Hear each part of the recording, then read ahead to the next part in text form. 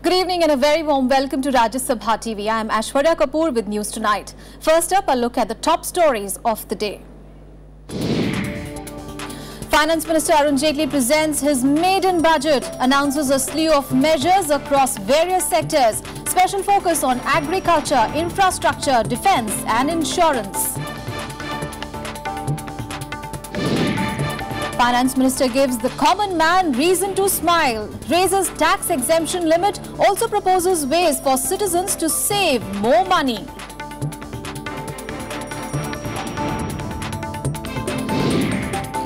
Modi praises his government's first budget. Jaitley praised by India Inc. as well, but opposition criticizes it as a rich man's budget.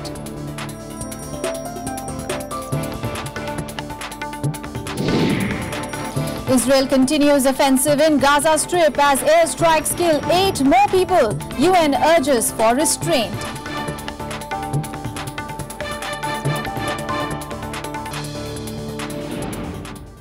First, the day's big story. Finance Minister Arun Jaitley presented his maiden budget today. With all eyes on the Narendra Modi government's first budget, the Finance Minister announced a slew of measures across various sectors. Agriculture, infrastructure, defence and insurance got a boost, while there was some tax relief for the Aam Aadmi. The budget has been hailed as a pro-growth budget. Take a comprehensive look at the Union Budget 2014-15.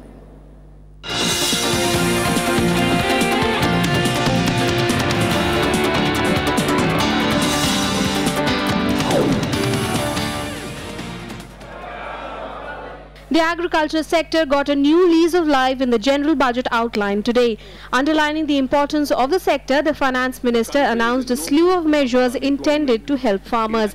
Jaitley stressed on the need to step up investment in the sector, developing agro-technology and the modernization of agri-business infrastructure. There is an urgent need to set up investment, both public and private, in agro-technology and development and creation of modernization and easing of agricultural business infrastructure. And Agricultural Research Institute Pune has been in the forefront of research in this area. The Finance Minister also committed to expeditiously rolling out the Goods and Services Tax or GST, saying a solution to the issues relating to the comprehensive indirect tax regime may be finalized in the current year itself. I do hope we are able to bring a final solution in this course of this year and approve the legislative scheme which enables the introduction of the GST. This will streamline tax administration, avoid harassment of business and result in higher tax collection both for the centre and the states. Overhauling of the subsidy regime has also been proposed. This includes subsidies on food and petroleum. Jaitley wants to make it more targeted while providing full protection to the poor and the marginalized. He said the step was necessary to raise adequate resources for developmental needs. I also propose to overhaul the subsidy regime, including food and petroleum subsidies, and make it more targeted and provide full protection to the marginalized, poor, scheduled caste, scheduled tribes. A new urea policy would be formulated. The FM has set a fiscal deficit target of 3.6% for the year 2015-16, a challenge that he says he has accepted. One fails only when one stops trying. My roadmap for fiscal consolidation is a fiscal deficit of 3.6% for 2015-16 and 3% for 2016-17. The FM also announced various plans for the infrastructure sector. With a renewed focus on the PPP mode, fund allocation for roads and civil aviation sector witnessed a handsome increase in the first budget of the new government. Investment in the National Highway Authority of India and the state roads of an amount of rupees 37,880 crores, which will include rupees 3,000 crores for the Northeast. FDI limit in defence and insurance sectors has also been raised. FDI in the insurance sector will be hiked to 49% from the current 26%, while that in defence manufacturing has also been hiked from 26% to 49%. Bureau Report, Rajya Sabha TV. And there were reasons for the common man to smile when Finance Minister Arun Jaitley presented his maiden budget on Thursday. Apart from raising the tax exemption limit, he proposed various ways for the citizens to save more money. While some of the measures had hints of Achhe Din, some others were true to Prime Minister Narendra Modi's warning of bitter pills.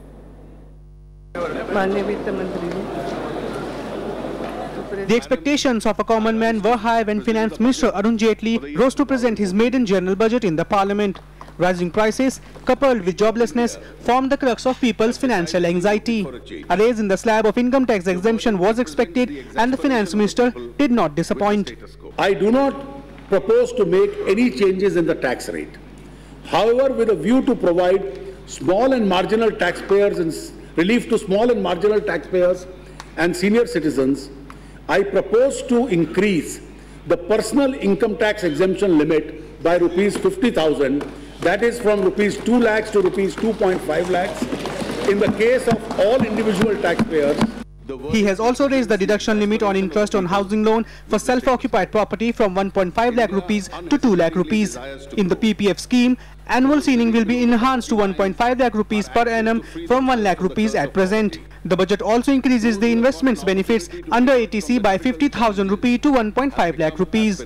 The budget also promises a national savings certificate with insurance cover to be launched to provide additional benefits to small savers. To address the concerns of decline in savings rate and improving returns to small savers, I propose to revitalize small savings schemes. While prices of some of the commodities were brought down, Jaitley ringed in a huge hike in the cost of cigarettes and tobacco products as well as aerated drinks. Accordingly, I propose to increase the specific excise duties on cigarettes in a range of 11% to 72%. Similarly, increases are proposed on cigars, cheroots and cigarillos.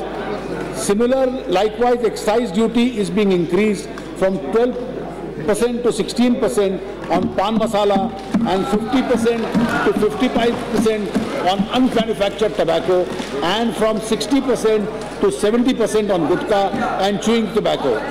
However, there are reasons to cheer as prices of commodities like LCD, LED TVs, jewelry, mobile phones and cars have been brought down.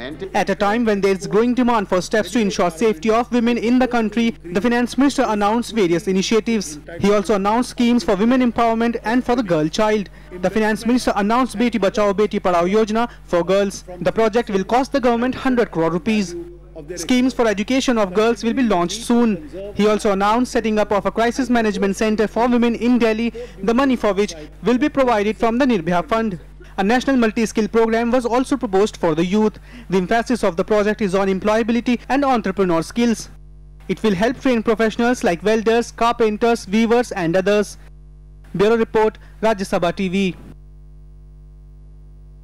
And there were several notable measures in the budget for Kashmir. The Finance Minister proposed a 500 crore rupees package for rebuilding lives of Kashmiri Pandits. He also announced the setting up of an IIT in Jammu, solar power project in Ladakh and new sports facilities in the state. Jaitley said that a sum of 200 crore rupees is being provided for upgrading indoor and outdoor stadiums to international standards in the valley. He also proposed to launch Pashmina promotion program and a program for the development of other crafts of Jammu and Kashmir with a sum of 50 crore rupees. Displaced Kashmiri migrants. Displaced Kashmiri migrants require our special support for rehabilitation. For this, I intend to provide a sum of rupees 500 crores in the current position. Jammu and Kashmir has a lot of sporting talent which is not finding expression due to inadequate sports facilities. I propose to provide a special sum of rupees 200 crores for upgrading the indoor and outdoor stadiums to international levels, which are in both Jammu and in the Kashmir Valley. Well, there were a lot of other proposals in the budget today. Let us get you some of the highlights in a wrap.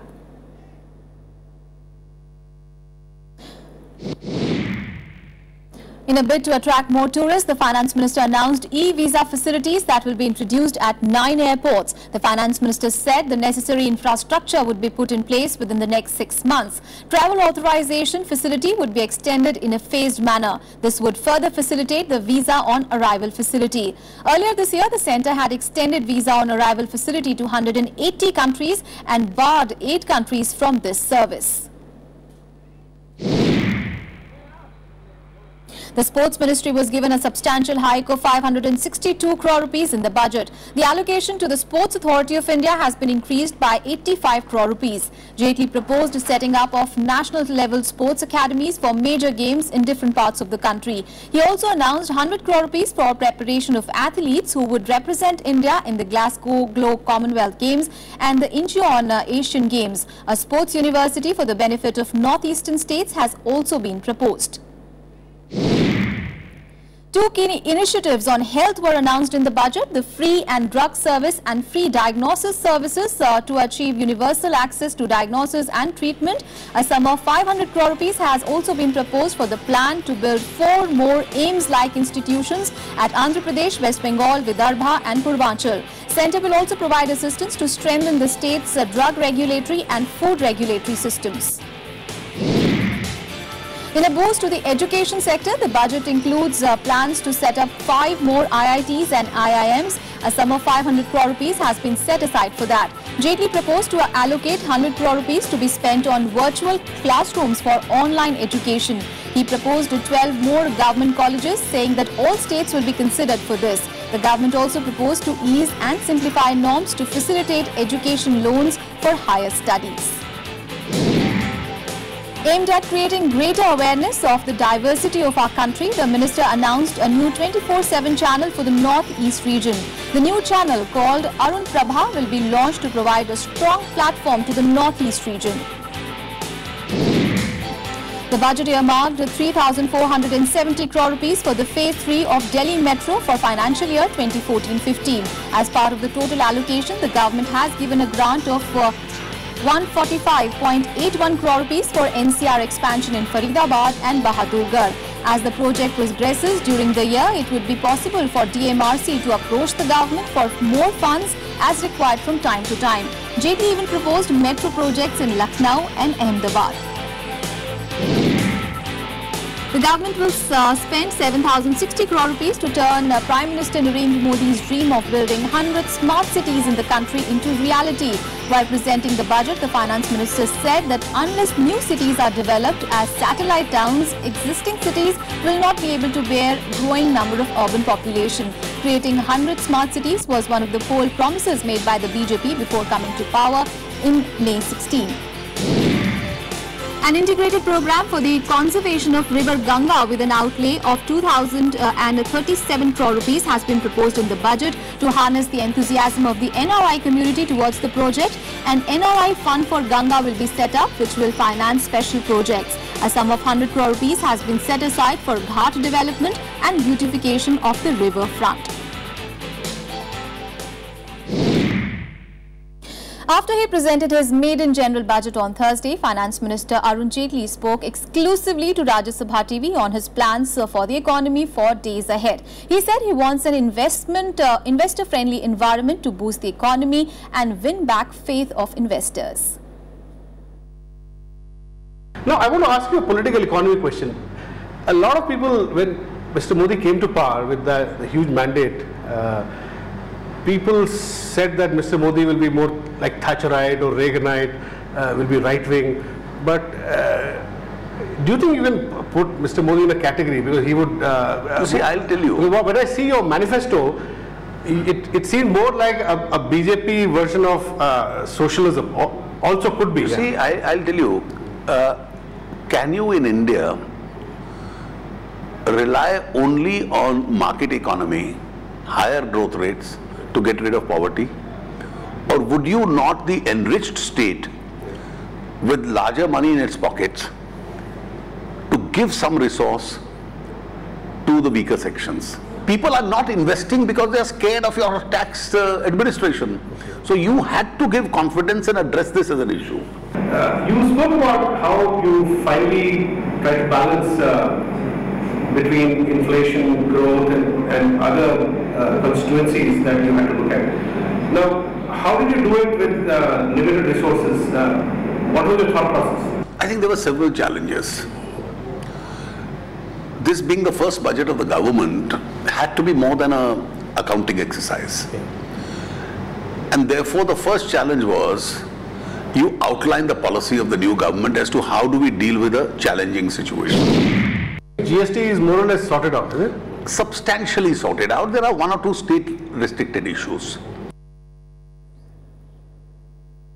Well, you can catch the exclusive half-an-hour interview with the Finance Minister tonight at 10 p.m. only on Rajya Sabha TV. But we'll take a very short break here. Stay with us.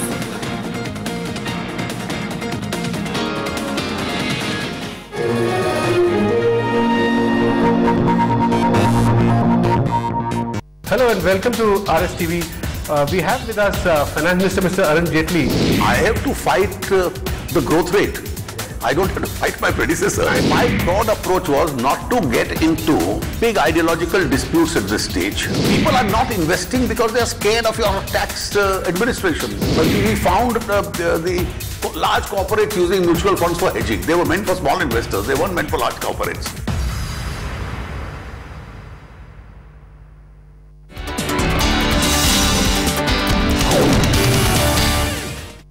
सरकार के कराधान प्रस्तावों को प्रभावित करने वाला वित्त bill सामान्य बजट के फौरन बाद लोकसभा में पेश किया जाता है।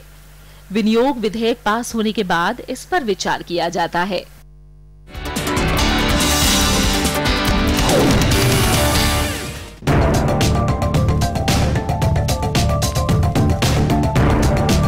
Dissecting the Union Budget 2014-15. A power-packed panel of experts in our Delhi studios. Captains of industry from CII and FICCI, from the Bombay Stock Exchange, in Bangalore, Hyderabad and Kolkata, all bringing you key incisive analysis of the Finance Minister's budget proposals. 8 a.m. to 10 p.m. through July 10th on Rajya Sabha television.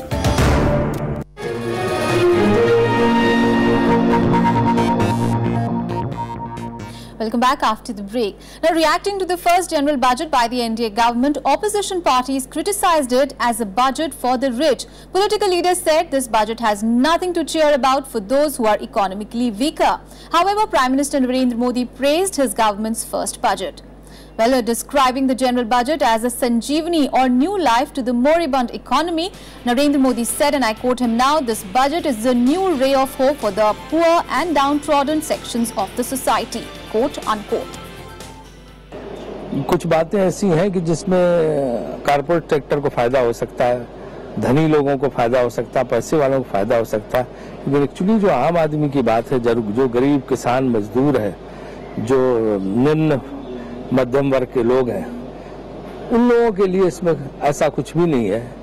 आम लोगों के लिए जो सरकारी निवेश है, जिसके चलते हुए रोजगार पैदा होता है, जिसके चलते हुए लोगों के हाथ में खरीदने की आमदनी बढ़ती है, वो लोगों के अंदर खरीदने की शक्ति को आपने घटाया और बड़े पूंजीपतियों को और विदेशी पूंजी को मुनाफे बनाने का मौका दिया। Nothing for poor people, and I have already told you, all welfare measures are also not given importance here. They have given only some relief to the big industrialists and corporates. जितने भी आशाएं और आकांक्षाएं भारत की जनता को थी, वो तो पूरी क्या कहीं दूर दूर तक भी मुझे नज़र नहीं आती हैं कि पूरी कभी होंगी। ये जो हमारे पुराने यूपीए के प्रोग्राम थे, स्कीमें थी, योजनाएं थी, उनको दोबारा से रीपैक किया है। The budget is very revolutionary. The budget is giving highest priority for the infrastructure, the roads and ports. It will definitely, the result will be to increasing more growth rate for the country. I don't find any practical proposal to control the price rise. Other issues I don't want to come because new government, they have just taken over. So I don't want to go into entire these budget proposals. ये budget poor friendly है, farmers friendly है, youth friendly है, women friendly है और senior citizen friendly भी है। और साथ ही इस बजट के माध्यम से यह विजन क्लियर हो जाता है कि यह Shri Narendra Modi led NDA government कैसे भारत का निर्माण करना चाहती है। विधानसभा के आम चुनाव होने वाले हैं तो उसको ध्यान में रखते हुए तो केवल वो टोकन राहत सी थोड़ी सी दी गई है, कुछ योजनाएं घोषित की गई हैं और जो उन्होंने धन की व्यवस्था की है बजट में तो वो एक प्रकार से ना के बराबर है। Nothing spectacular in this budget. It is a corporate friendly budget with a focus on FDI and PPP. It has offered nothing to the toiling people. Meanwhile, the markets witnessed a high drama on Thursday, reacting to Finance Minister Arun Jaitley's first general budget. The blue chip indices traded flat in early trade and picked up pace just as Finance Minister Arun Jaitley started reading his budget speech. There was some excitement initially as Arun Jaitley said that the government will try to find out a solution to implement the GST by year end. But his announcement on retrospective taxes put a brake on gains as the Sensex fell as much as 327 points within a few minutes into the budget speech. In the end, the markets closed lower for a third straight day. The Sensex eventually ended just 72 points lower at 25,372. The Nifty fell 17 points to close at 7,568. And India Inc. has commended the first budget of the Narendra Modi government as pragmatic and one that would lead to a quick turnaround in the growth. Industry body FICCI welcomed what it described as the government's change in disposition in favor of ending tax adventurism. The Confederation of Indian Industry also voiced happiness at the budget proposals to encourage manufacturing through various measures. देखिए, corporate sector के हिसाब से तो बहुत अच्छी budget है और मेरे ख्याल में इससे नींव रखी गई आगे 3, 4, 5 साल की ग्रोथ की और इसमें कई सारे अच्छे स्टेप्स भी हैं और उसके अलावा कई स्टेप्स का ऐलान हुआ है और सबका एक टाइम बाउंड प्रोग्राम दिया गया है कब तक किया जाएगा। जैसे टैक्सेशन एरिया में है, एक्सपेंडिचर मैनेजमेंट एरिया में है। The question is how are we going to bring inflation down? The answer is through a combination of demand management, which the RBI is engaged in, and supply management, which the government has announced a number of measures, and I presume as we go along, depending on the situation, we'll announce some more. There's a lot of focus on rationalizing and simplifying. We had, in fact, many requests of FICCIs have indeed been taken on board, particularly to do with tax dispute resolution. And I think they are very significant because there's 4 lakh crore of money that is locked in to tax litigation. And if some of this can be freed, it will come back into the budget. लेकिन overall एक positive budget रहा और budget का जो मकसद था कि एक कॉन्फिडेंस बिल्ड होए और इकोनॉमी थोड़ी स्टेबल होए, एंटरप्राइज बढ़े, इन्वेस्टमेंट बढ़े, ये सब चीजों को अगर हम देखें तो ये काफी पॉजिटिव बजट रहा है। एकदम इसका रिजल्ट भी नहीं आने वाला है, ये धीरे धीरे आएगा, लेकिन एक मूवमेंट, एक पॉजिटिव मूवमेंट तो हो ही गई है। सेंसेक्स भी ऊपर चला पड़ रहा है जैसे ही बजट उन्होंने अनाउंस किया। So overall positive. I think in this environment he's done an immense, terrific job actually, because what are the big picture? There's FDI in defense and insurance. He's laid out a roadmap for fiscal consolidation. He's also spent a lot of money on infrastructure, which is going to generate a lot of employment. And as far as we are concerned, he's even given to the Aam Aadmi. Now, in this limited area of that limited room that he had, I don't think any finance minister could have done better than what he's done. So I would rate it at least 8 out of 10. All right, let's switch gears and talk about the big international story now. Israeli airstrikes continue to hit the Gaza Strip on the 3rd consecutive day today. The attack destroyed at least 2 homes in Khan Yunis in the southern Gaza, killing 8 people. At least 66 Palestinians have so far been killed in the violence, many of them civilians. Despite the United Nations calling for a restraint, the conflict seems to be getting worse every day. Israel has escalated its offensive in Gaza on Thursday as Israeli airstrikes killed 8 members of a family, including 5 children.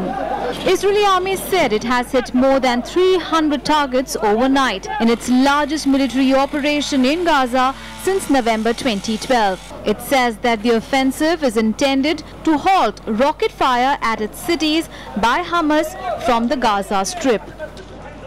country on earth would remain passive in the face of hundreds of rockets fired on its cities, and Israel is no exception. Today we expanded our operations against Hamas and the other terrorist groups in Gaza. We'll continue to protect our civilians against Hamas attacks on them. The Palestinian Prime Minister denounced Israel's offensive on the Gaza Strip, saying it contravened Geneva Convention. فما تقوم به حكومة الاحتلال الإسرائيلي من قصف للمدنيين العزل والأطفال في بيوتهم هو جريمة حرب بامتياز تتعارض مع كل المواثيق والمعاهدات الدولية. There have been no casualties on the Israeli side so far, but Hamas has launched rockets across Israel that triggered sirens in cities as far as Tel Aviv, Jerusalem and the port city of Haifa.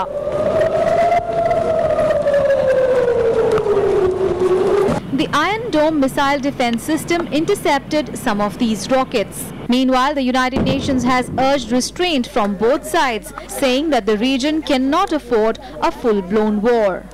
رأيت كم تيل نخات على تحت ذلك هيتي بعيادة بنيان نخاتي يراتي لماتي مبوالين وبخدوا يراتوا بابا كلها مشتات إسرائيل بو. I'm alarmed by the new wave of violence that has engulfed Gaza, southern Israel and the West Bank, including East Jerusalem. And this is one of the most critical tests the region has faced in recent years. Gaza is on a knife edge. The Israeli military has called up 20,000 reserve troops to back up regular forces mobilized for Gaza. Israeli military forces and tanks are being positioned near Gaza border. Bureau Report, Rajya Sabha TV. Well, that's all in this edition of News Tonight, but news and updates continue on Rajya Sabha TV. Keep watching.